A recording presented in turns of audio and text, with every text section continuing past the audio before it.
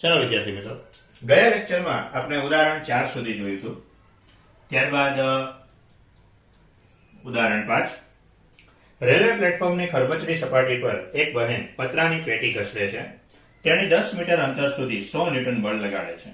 ત્યારબાદ થાકની માત્રા વધતા તેમણે લગાડેલ બળ રેખીય રીતે ઘટીને 50 ન્યૂટન થાય છે. પતરાની પેટીને કાપેલ કુલ અંતર 20 મીટર છે. બહેને લગાડેલ બળ અને 50 ન્યૂટન જેટલા ઘર્ષણ બળ સ્થાનાંતર દર્શાવતો આલેખ દોરો. બંને બળો વડે 20 મીટર અંતર સુધીમાં થયેલું કાર્ય શોધો. તો આલેખ દોરવાનો છે અને આલેખ ઉપરથી જ કાર્ય શોધવાનું છે. તો હવે આપણે આલેખ દોરવો છે. y અને x અક્ષ લઈ લઈએ. y અક્ષ ઉપર બળ લઈ લઈએ, x અક્ષ ઉપર અંતર. બળની અંદર બે બળ આપણી પાસે છે, એક 50 ન્યૂટન, 100 ન્યૂટન. અને ઘર્ષણ બળ છે. ઘર્ષણ બળ તો હંમેશા બળની વિરુદ્ધ દિશામાં જ હશે, એટલે ઘર્ષણ બળ કેટલું લેવું પડશે? -50 ન્યૂટન. અંતર કેટલા છે? 10 મીટર અને 20 મીટર. બરાબર, બે અંતર છે. તો હવે જે તમને કીધું છે 10 મીટર સુધી 100 ન્યૂટન જેટલું બળ લગાડે છે. 10 મીટર સુધી 100 ન્યૂટન જેટલું બળ લગાડે છે. 20 મીટરે 50 ન્યૂટન જેટલું બળ લાગે છે. પરંતુ એ બળ રેખીય રીતે ઘટે છે. બરાબર. તો એટલે આના માટે જો આલેખ દોરીએ કે 10 મીટર સુધી 100 ન્યૂટન બળ છે, પછી બળ રેખીય રીતે ઘટે છે. અને ઘર્ષણ બળ તો હંમેશા અચળ જ રહેવાનું છે, એટલે 20 મીટર સુધી ઘર્ષણ બળ તો કેટલું રહેશે? જે છે એનું જ. બરાબર. તો બળ વિરુદ્ધ સ્થાનાંતરનો આલેખ છે અને તમારે કાર્ય શોધવું છે. આપણે એવું ભણી ગયા હતા કે બળ વિરુદ્ધ સ્થાનાંતરનો આલેખ હોય, કાર્ય શોધવું હોય એટલે બહુ સિમ્પલ કામ હોય, ક્ષેત્રફળ ગોતવાનું હોય. બરાબર. તો આને નામ આપી દઈએ A B C D E F G H I. બરાબર. તો આપણે કેટલા, તો કે આ ઉપરના ભાગનું ક્ષેત્રફળ, નીચેના ભાગનું. ઉપરના ભાગનું ક્ષેત્રફળ તેની દ્વારા થયેલું કાર્ય અને નીચેના ભાગનું ક્ષેત્રફળ ઘર્ષણ બળ દ્વારા થયેલું કાર્ય દર્શાવશે. તો ઉપર ભાગ પાડી દઈએ. એક તો અહીંયાથી લીટો પાડી દઈએ, તો આ એક મળ્યું ચોરસ. એક અહીંયાથી પાડી દઈએ તો આ એક લંબચોરસ અને આ ત્રિકોણ. 3 ભાગનું ક્ષેત્રફળ બધું પડશે. તો માટે તેની દ્વારા થયેલું કાર્ય. તો કાર્ય કયું કયું આવશે? તો ચતુષ્કોણ ABHG નું કાર્ય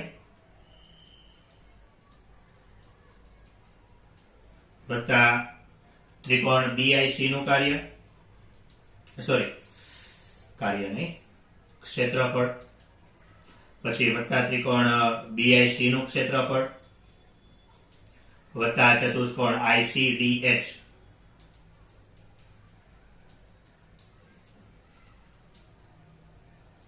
ચલો ABHG નું ક્ષેત્રફળ. ABHG નું ક્ષેત્રફળ લઈએ તો ક્ષેત્રફળ શું છે? ચોરસ છે એટલે લંબાઈ ગુણ્યા પહોળાઈ. તો લંબાઈ કેટલી? તો આ બાજુ લઈએ એટલે આ 0 થી 10, અહીંયા કાંઈ ન હોય એટલે 0 છે, 0 થી 10 અને અહીંયા કેટલું? 0 થી 50, 0 થી 100 વત્તા BIC. તો ત્રિકોણ છે, ત્રિકોણનું ક્ષેત્રફળ એટલે 1/3 પાયો ગુણ્યા 2. તો પાયો કેટલો? તો 10 થી 20 એટલે 10. વેધ કેટલો? 50 થી 100 એટલે 50. પછી વત્તા ICDH. ICDH નું ક્ષેત્રફળ તો ફરીથી લંબાઈ ગુણ્યા પહોળાઈ લઈએ. લંબાઈ કેટલી? તો 10 થી 20 એટલે 10. પહોળાઈ કેટલી? 0 થી 50 એટલે 1000. અહીંયા 2 પંચા એટલે 250 વત્તા 500 એટલે કેટલું થઈ ગયું? 1750 જૂલ. બરાબર. ત્યારબાદ ઘર્ષણ બળ દ્વારા થતું કાર્ય. તો ઘર્ષણ બળ દ્વારા થતું કાર્ય. બરાબર. તો ઘર્ષણ બળ દ્વારા કાર્ય કેટલું થશે? તો હમણાં કીધું નીચેના ભાગનું ક્ષેત્રફળ. તો ઘર્ષણ બળ દ્વારા થતું કાર્ય એટલે ડબલ બરાબર શું કરશું? GDEF નું ક્ષેત્રફળ.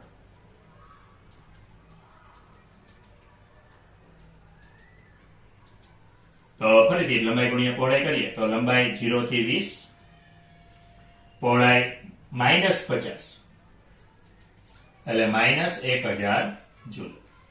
બરાબર. ત્યારબાદ ઉદાહરણ 6.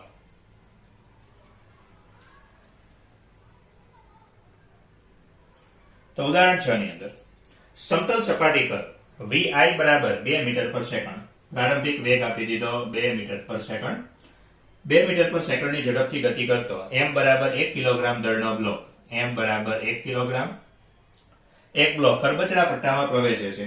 x બરાબર 0.1 મીટર થી x બરાબર 2.01 મીટર સુધીનો આ પટ્ટો છે. પટ્ટાની મર્યાદામાં બ્લોક પર લાગતું અવરોધક બળ F બરાબર -k/x છે, જ્યાં x ની કિંમત આપી દીધી 0.x 2.01. એનો અર્થ કે 0.1 મીટર થી 2.01 મીટર સુધી આ જે પટ્ટો છે એ પટ્ટો ખરબચડો છે. બરાબર. k બરાબર 0.5 જૂલ. તો આ પટ્ટાને પસાર કર્યા પછી બ્લોકની અંતિમ ગતિ ઉર્જા અને તેની ઝડપ કેટલી હશે? કે જે તમે કીધું છે આ પટ્ટાને પસાર કર્યા પછી બ્લોકની અંતિમ ગતિ ઉર્જા અને એની ઝડપ.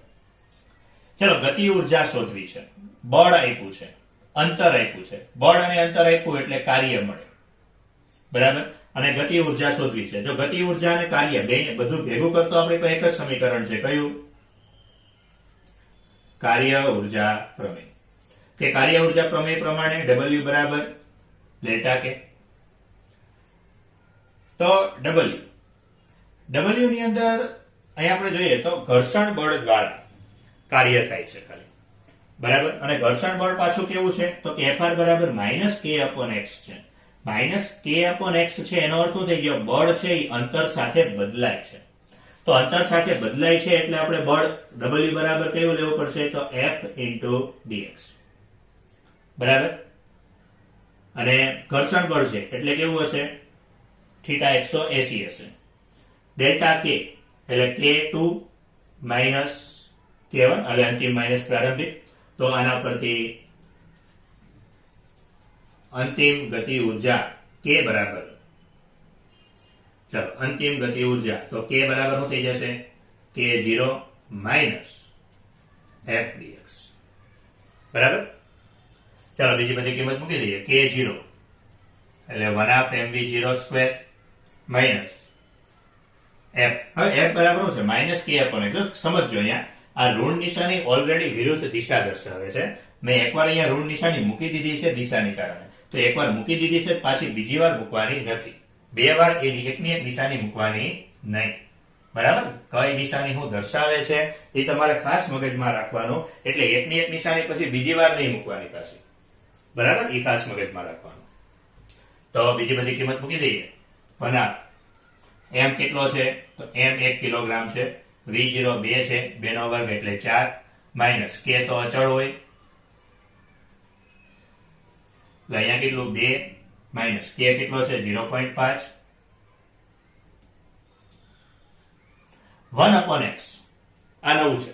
1/x નું સંકલન. તો 1/x નું સંકલન આપણે જ્યારે તમને સંકલન કરાવ્યું ત્યારે લગભગ મેં તમને કહી દીધું છે કે 1/x નું સંકલન ln x થાય. ln નો અર્થ થાય 2.303 ગુણ્યા log. લિમિટ ક્યાંથી ક્યાં સુધી છે? તો કે 0.1 થી 2.01 સુધી. ચાલો upper limit minus lower limit. તો ln 2.01 માઇનસ ln 0.1.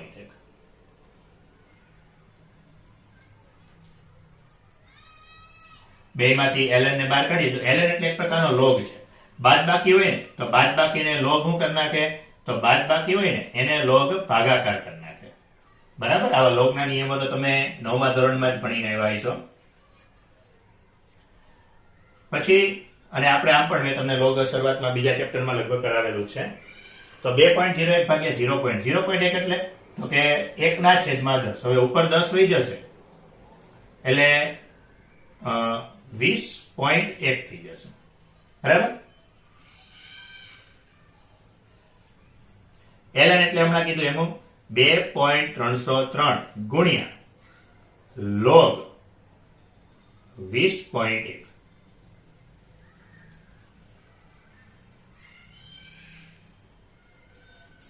log 20 ની કિંમત. તો log 2 ની કિંમત આવે 0.3010 એટલે log 20 ની કિંમત આવશે 1.3010. બરાબર? એ log જોતા તમને પહેલા કરાવી દીધું છે. પોઈન્ટ પહેલા બે આંકડા હોય એટલે આગળ 1 મૂકવાનો. બરાબર? પછી આ બધાની ગણતરી આપણે કરી નાખીએ. 1.3010 ગુણ્યા 2.303 ગુણ્યા 0.5 અને એને 2 માંથી બાદ કરીએ એટલે 0.5 વધશે. બરાબર?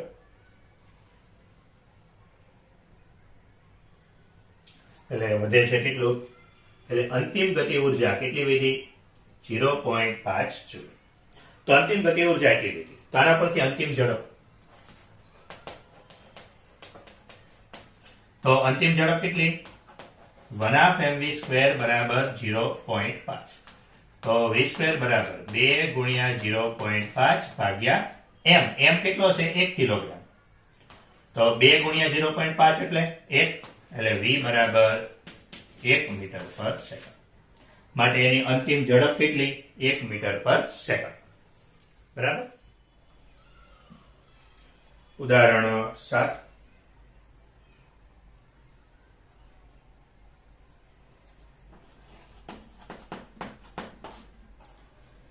એક m દળનો એક દડો L લંબાઈની દળ રહિત દોરી વડે લટકાવેલો છે. તેમને નિમ્નતમ બિંદુ A પાસે સમક્ષિતિજ દિશામાં v0 વેગથી ગતિ આપવામાં આવે છે, જેથી તે ઉધ્વ સમતલમાં અર્ધ વર્તુળાકાર માર્ગે જાય છે તથા ફક્ત મહત્તમ ઊંચાઈએ આવેલા બિંદુ C પાસે દોરી ઢીલી પડે છે. સમજવા જેવી વસ્તુ એ છે કે L લંબાઈની દોરી છે, નીચે એક પદાર્થ બાંધ્યો છે, દડો બાંધ્યો છે, અને અહીંયાથી v0 જેટલો વેગ આપવામાં આવે છે. v0 જેટલો વેગ આપવામાં આવે છે એટલે આ જે દડો છે એ દડો અર્ધ વર્તુળ ગતિ કરે છે. બરાબર? અહીંયા તમને બિંદુ આપ્યા છે A, અહીંયા B અને અહીંયા બિંદુ C. C બિંદુ પાસે દોરી ઢીલી પડે છે. બરાબર? અહીંયાથી દોરી થોડી ઢીલી પડે છે. દોરી ઢીલી પડે છે એનો અર્થ કે ત્યાં તણાવ બળ નથી. બરાબર? અને પછી એક એનો આટો પૂરો કરે છે. વર્તુળ તમારી રીતે સરખો બનાવી દેજો. તો ઉધ્વ સમતલમાં આકૃતિમાં દર્શાવેલ છે. તો v0 બિંદુઓ B અને C પાસેની ઝડપ, B અને C પાસે ગતિ ઉર્જાનો ગુણોત્તર માટેના સમીકરણો મેળવો. C બિંદુએ પહોંચ્યા પછી દડાનો માર્ગ કેવા પ્રકારનો હશે. બરાબર? ચલો હવે આ મેં તમને જ્યારે સૂત્ર લખાવેલા છે એની અંદર જ આના વેગ ડાયરેક્ટ મેં તમને આપી દીધા છે, કારણ કે ખરેખર ઉદાહરણ 7 એક થિયરી છે. બરાબર? તો એ બિંદુનો વેગ શોધવાનો, પહેલા તો ત્રણે બિંદુના વેગ શોધવાના છે. તો એક વસ્તુ જે અહીંયા ધ્યાન રાખવાનું આપણે એ છે કે અહીંયા એની પાસે એક તણાવ બળ હશે, અહીંયાથી છે એટલે અહીંયા એક તણાવ બળ હશે. અહીંયા એની પાસે કોઈ તણાવ બળ નહીં, એટલે C બિંદુ પાસે માત્ર નીચે તરફ એક બળ હશે mg. તો આપણે C બિંદુનો વેગ બહુ ઝડપથી મળી જશે, કારણ કે વર્તુળાકાર ગતિ કરે છે તો આ બળ ક્યાં લાગે? કેન્દ્ર તરફ. તો આપણે ત્યાંથી શરૂઆત કરીએ કે C બિંદુએ આ દડા પર લાગતું કેન્દ્રગામી બળ. તો કેન્દ્રગામી બળ કેટલું? તો દોરી ઢીલી પડે છે એટલે તણાવ બળ નથી. જો દોરી ઢીલી ન પડી હોત ને તો અહીંયા વત્તા T કરવો પડે, તણાવ બળ લેવું પડે. પણ દોરી ઢીલી પડે છે એટલે તણાવ બળ નથી. તો એનો અર્થ એમ થઈ ગયો કે ખાલી ગુરુત્વ બળ જ છે. ક્યાં લાગે છે? કેન્દ્ર તરફ. એટલે mg બરાબર હું લખી શકીએ mv² upon r. પર r એક તો શું છે? દોરીની લંબાઈ. બરાબર? કે mg બરાબર શું થઈ જશે? mv² upon r. પણ r તો શું થશે? દોરીની લંબાઈ. એટલે mv² upon l. તો આને vc લઈ લઈએ. તો માટે C બિંદુએ ઝડપ vc, તો vc બરાબર gl વધશે, એટલે સોરી vc નો વર્ગ બરાબર gl, તો vc બરાબર વર્ગમૂળમાં gl. ચાલો C બિંદુના વેગનું કામ પૂરું. હવે A બિંદુના વેગની વાત કરીએ. A બિંદુ પાસે અહીં તમે જુઓ તો A બિંદુને v0 જેટલો વેગ આપ્યો. A બિંદુ એનું પ્રારંભિક બિંદુ છે. A બિંદુએથી C બિંદુ પાસે જાય છે. અહીંયા આવતા ઊંચાઈ તો લગભગ L જેટલી જ લઈ શકે, કારણ કે થોડું ઘણું ઓછું હોય એવું ગણી શકાય. તો એનો અર્થ એમ થઈ જાય A બિંદુ પાસે એની પાસે ગતિ ઉર્જા છે પરંતુ આને જો પ્રારંભિક બિંદુ જ લઈ લઉં એટલે અહીંયા કોઈ સ્થિતિ ઉર્જા નથી. સી બિંદુ પાસે વેગ છે એનો અર્થ કે સી બિંદુ પાસે ગતિ ઉર્જા છે. આટલી ઊંચાઈ ઉપર આવે છે એટલે સ્થિતિ ઉર્જા પણ છે. તો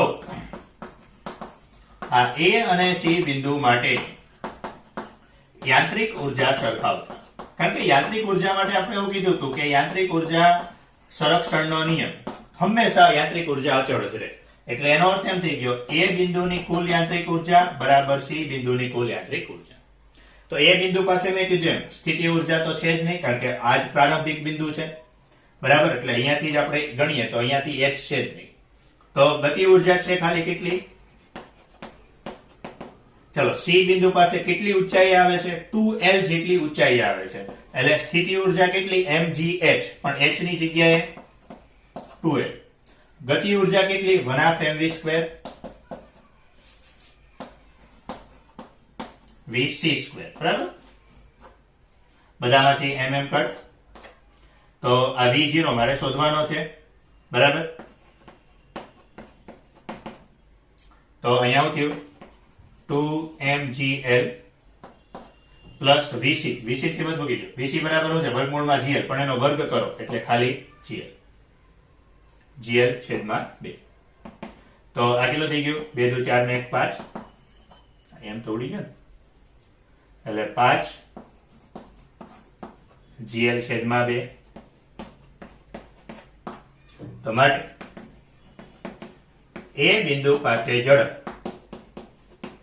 તો એ બિંદુ પાસે ઝડપ અને v એટલે લઈ લઈએ કેટલી મળશે વર્ગમૂળમાં 5gl બરાબર. આ એ બિંદુની ઝડપ મળી ગઈ. ત્યારબાદ બી બિંદુની ઝડપ ફરીથી આવું જ કરીએ. બી ને સી ને સરખાવો, એ અને બી ને સરખાવો, તમને સારું લાગે ગમે એને તમે સરખાઈ શકશો. એ અને બી ને સરખાવીએ, એ પાસે સ્થિતિ ઉર્જા હતી હેલું પડશે. તો એ અને બી બિંદુ માટે યાંત્રિક ઉર્જા સરખાવતા. તો એ અને બી બિંદુ માટે યાંત્રિક ઉર્જા સરખાવીએ આપણે બરાબર. તો એ અને બી બિંદુ માટે યાંત્રિક ઉર્જા સરખાવીએ તો ફરીથી કરશું E a બરાબર E b. એ બિંદુ પાસે તો ખાલી ગતિ ઉર્જા જ છે. બી બિંદુ પાસે અહીંયાથી જ ઉપર જાય છે એનો અર્થ કે અહીંયા પણ એની પાસે એક વેગ હશે એટલે ગતિ ઉર્જા છે. બીજું l જેટલી ઊંચાઈ ઉપર આવે છે એટલે સ્થિતિ ઉર્જા છે. તો સ્થિતિ ઉર્જા કેટલી mgh, h ની જગ્યાએ l. ગતિ ઉર્જા કેટલી 1/mv², તો vb². બધામાંથી mm પર, તો va²/2 બરાબર gl વત્તા બી બિંદુનો વેગ આપણે શોધવો છે. v એ કેટલો, v એ વર્ગમૂળમાં 5gl. તો આનો વર્ગ કરો એટલે આ gl પ્લસ છે, આ બાદ જાય તો માઇનસ. તો 5 માંથી 2 જાય એટલે 3gl/2. તો બી બિંદુનો વેગ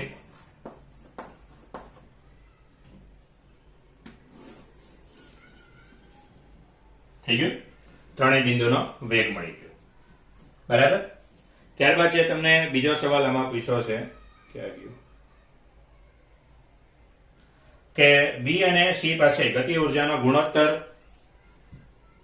હા, બી અને સી પાસે ઝડપ છે, બી અને સી પાસે ગતિ ઉર્જાનો ગુણોત્તર મેળવો.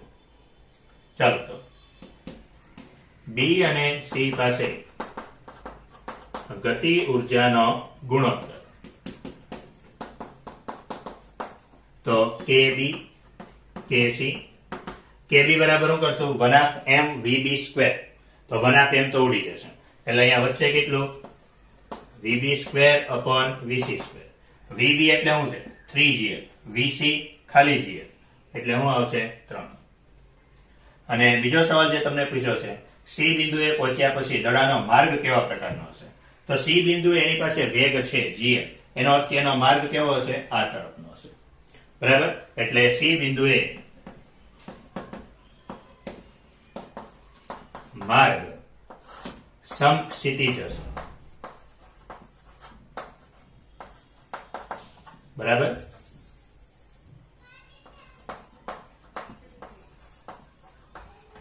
માર્ગ કેવો હોય? સમક્ષિતિજ હોય. કારણ કે સી બિંદુ પાસે એની પાસે વેગ છે એટલે માર્ગ સમક્ષિતિજ હશે. બરાબર?